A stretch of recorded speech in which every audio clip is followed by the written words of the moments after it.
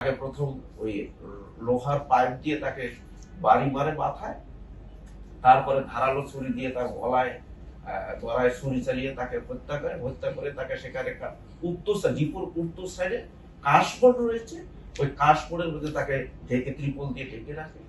সবুজ নামে যে ওখানে আরেকজন নাইট গার্ড ছিল এবং সে বাসও চালাইতো, সেও 2.5 লক্ষ টাকা ইয়ার কাছ থেকে, আনোয়ার হোসেনের কাছ থেকে ধার নিয়েছিল।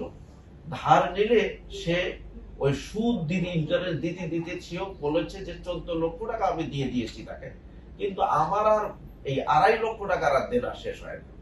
সে কারণে তারও ওইটা কথা ছিল এই টাকাটা দেওয়ার জন্য তাকে খুব প্রেশার পেত।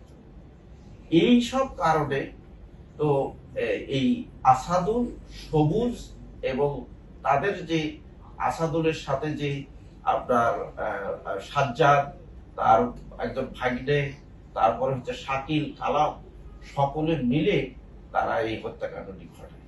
এবং তারা 17 তারিখ 17ই জানুয়ারি 2025 খ্রিস্টাব্দে সকাল 11টার দিকে প্রথমে তাকে ওই যে রাইদা বাসের যে ডিপো তার ব্যাক সাইডে দিয়ে তাকে প্রথম ওই লোহার পাইপ দিয়ে তাকে বাড়ি মারে মাথায়, তারপরে ধারালো ছুরি দিয়ে তার গলায় ছুরি চালিয়ে তাকে হত্যা করে তাকে সেখানে জিপুর উত্তর সাইডে কাশবন রয়েছে, ওই কাশবনের মধ্যে তাকে ঢেকে ত্রিপল দিয়ে ঢেকে রাখে। এবং রাত প্রায় 12টার পরে তারা ওখানে যে টিনের বেড়া, বাস ডিপুর উত্তর সাইডে টিনের বেড়া রয়েছে, ওখানে একটু ঝোপঝাপ কলার বাগান রয়েছে, বেশি বড় না, সেখানে তারা মাটি ঘুরে তাকে মাটি চাপা দিয়ে রাখে তার এই আপনার স্বার্থ প্রমাণ লুপাটের উদ্দেশ্যে। তো আমরা গতকাল যখন এই 3জনকে 25 তারিখ রাতে যখন 3জনকে অপারেশন চালিয়ে আমরা গ্রেপ্তার করার পর তাদের জিজ্ঞাসাবাদে তারা পরের দিন তাদের দেখানো মতে আমরা এই মাটি খুঁড়ে লাশ উত্তোলন করি। লাশ উত্তোলন করলে তার যে ছেলে ও ভাই দেলোয়ার হোসেন, এই ভিকটিম আনোয়ার হোসেন শিকদারের ভাই দেলোয়ার হোসেন, তার ছেলে এবং তার অন্যান্য আত্মীয় স্বজন এসে লাশকে শনাক্ত করে।